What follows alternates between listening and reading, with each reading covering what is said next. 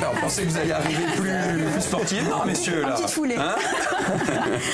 Allez, bien sûr, le sport est reconnu comme facteur d'insertion et d'intégration sociale, source d'épanouissement et d'engagement personnel. Mais il est également un vecteur, un levier du développement économique. En France, par exemple, le secteur du sport représente un chiffre d'affaires de 38,1 milliards d'euros, soit 2% du produit intérieur brut et près de 200 000 emplois s'agissant du secteur sportif privé. Et la Corse, dans tout ça, a-t-elle les moyens de ses ambitions, de l'accès au sport pour tous, à la pratique de haut niveau? La clé, c'est peut-être la formation.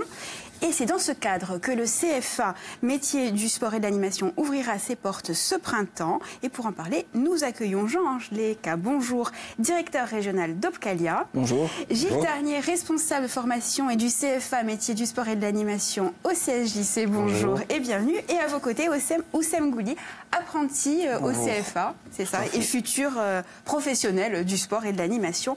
Bonjour messieurs et bienvenue.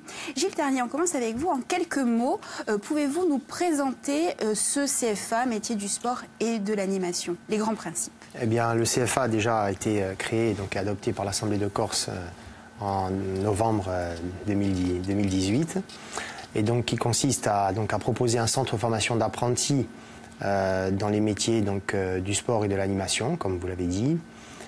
Ce centre de formation va proposer diverses formations et l'idée du centre, c'est, comme l'a dû le dire notre président, ce n'est pas de proposer, je dirais, un centre à des visées hégémoniques, mais au contraire de créer des partenariats avec tous les opérateurs de formation de l'île, de façon à ce qu'on puisse proposer des formations les plus adaptées possibles et les plus spécifiques possibles. Donc les compétences sont déjà chez nous existantes sur différents opérateurs. C'est une première. C'est une première, voilà. C'est la grande première, c'est que nous, pendant des années et des années, on a fait de la formation. Ça fait plus de 20 ans que nous faisons de la formation, et notamment à travers la formation des brevets professionnels, les formations sur l'alternance, nous connaissons. Mais la grande nouveauté, c'est bien sûr la création de ce CFA des métiers du sport et de l'animation. Alors, Jean-Ange, le CFA est le résultat d'un dispositif national plus large qui s'appelle Terre d'emploi. Vous l'avez adapté à la Corse et plus particulièrement à Ajaccio. Ajaccio, Terre d'emploi. Mais avant de nous parler de ce programme, pouvez-vous peut-être nous présenter la structure que vous représentez, Opcalia, dont vous êtes le directeur régional? Opcalia est un opérateur de compétences. Donc les opérateurs de compétences sont agréés par l'État. Et c'est des organismes vers lesquels on flèche les taxes sur la formation professionnelle et sur l'apprentissage. Chaque année, une entreprise paye au 28 février une taxe qu'elle remet à ces organismes.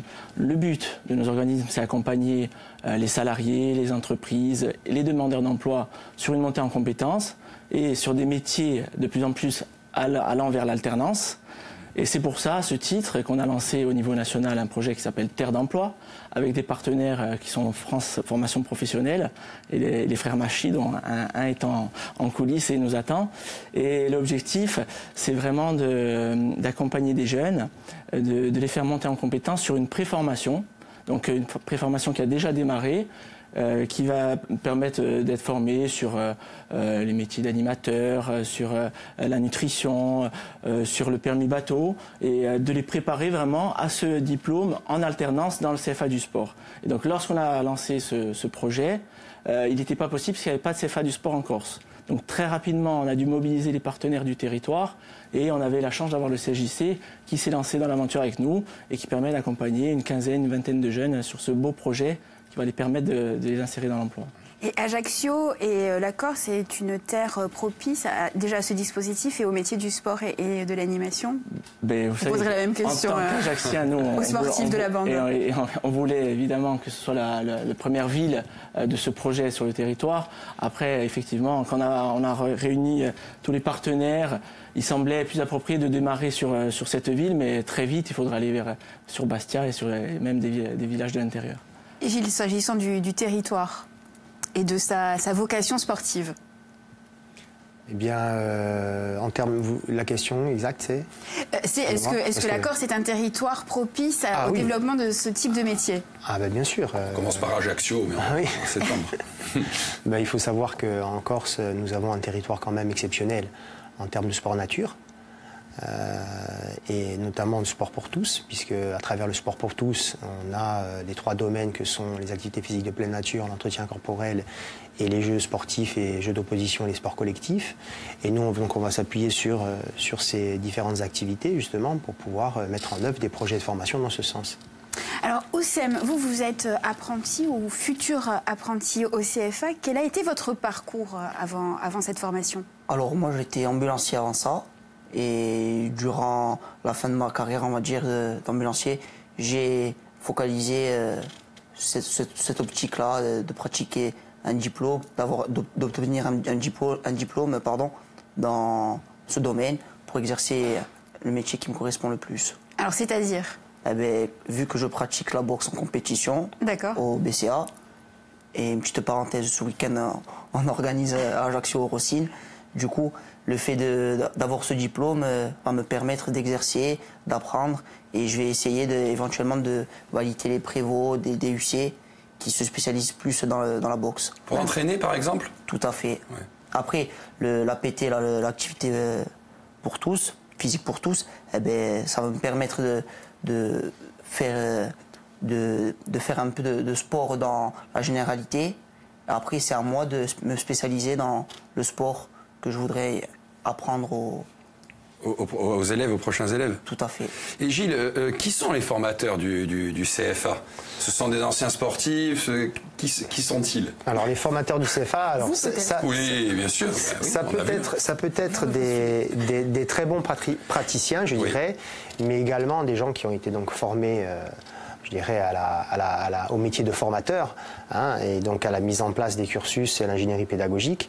Donc ce sont des personnels du CFJC, mais évidemment surtout, et je le répète encore une fois, ça va être des partenaires locaux, des partenaires existants, des opérateurs de formation existants qui font des formations déjà sur notre territoire, sur lesquels nous allons nous appuyer pour pouvoir proposer des formations, je dirais, dans divers domaines et dont ils ont les compétences. L'idée, c'est de créer un véritable environnement. Tout à fait. Comment va s'organiser la formation entre théorie, pratique, entreprise?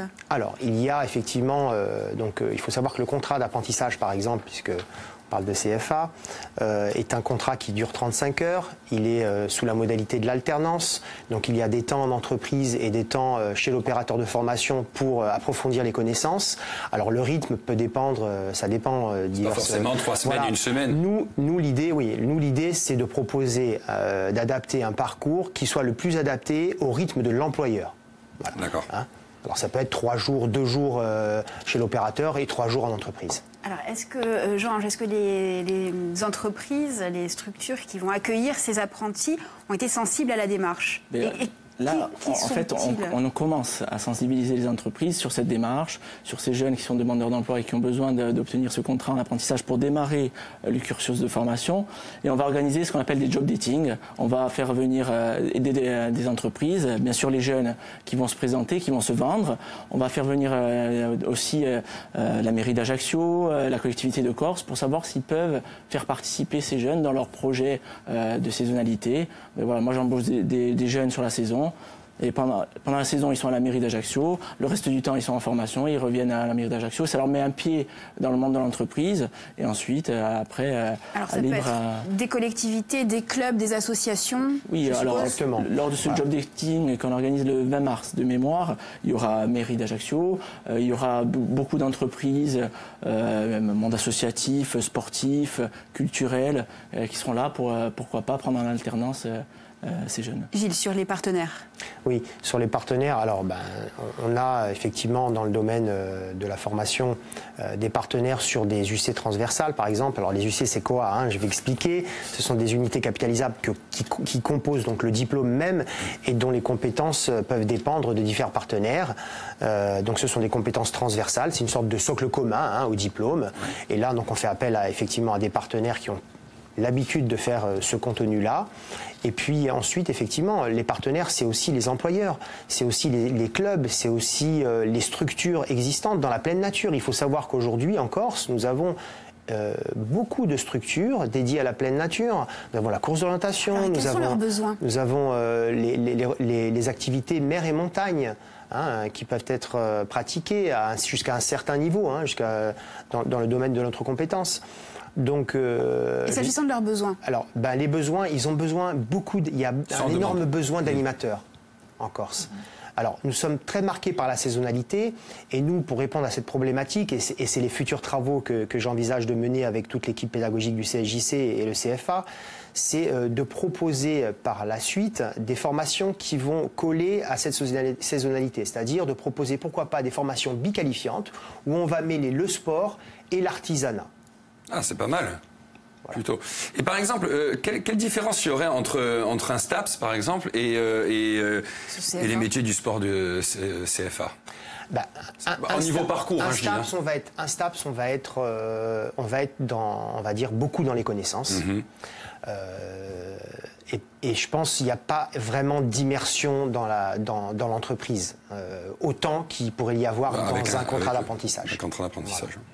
Oussem, c'est le côté alternance qui vous a séduit également dans ce dispositif? Et oui, moi je trouve que le fait d'être au CFA, au CJC, et de trouver la structure qui vont nous accueillir durant toute la formation, ça va rendre la connaissance, la pratique, ça va valider les compétences, et au final, on est sûr d'avoir un métier.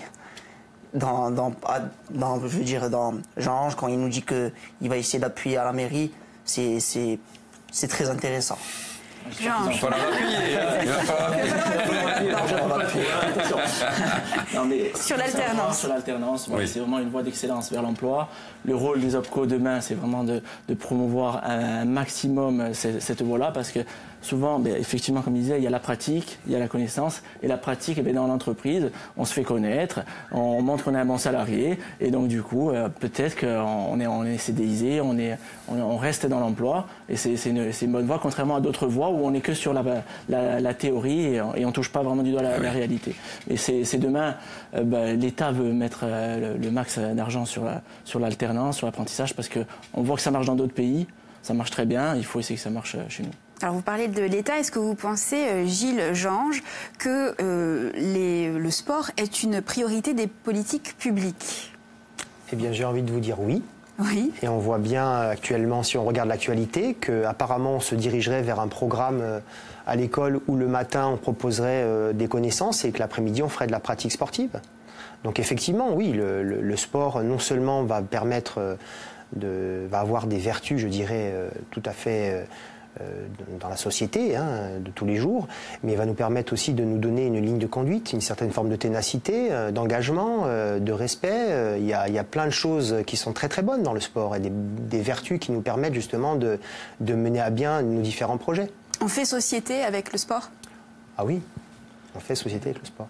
Jean-Ange, sur la priorité donnée au sport. Quand on a lancé le projet Terre d'Emploi, on aurait pu faire Terre d'Emploi dans n'importe quel domaine. Effectivement, on a choisi le sport. C'était une autre de mes questions. Voilà. Mais vous avez répondu. Merci beaucoup.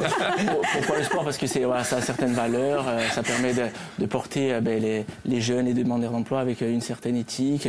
Et effectivement, oui, c'est quelque chose qui, je pense, qui mobilise et qui donne envie de se dépasser. Ah oui, et puis les jeunes sont enfin... De ce que je sais, sont plutôt sportifs, donc ça doit beaucoup les intéresser de pouvoir s'orienter de cette façon. Même vous parliez des métiers de l'artisanat, c'est plutôt bien comme... L'idée, oui, on a cette idée parce qu'à un moment donné, on essaye de prendre aussi des exemples qui peuvent se faire ailleurs. Par exemple, je prends la Savoie. La Savoie, ils organisent des formations biqualifiantes moniteurs de ski et menuisiers, qui n'est pas non plus... je dirais, qui est tout à fait cohérent par rapport à leur activité de la région. Voilà, donc nous aussi, peut-être à nous aussi de voir peut-être qu'il y a un parallèle aussi à faire avec les métiers dans l'agricole, dans la filière agricole.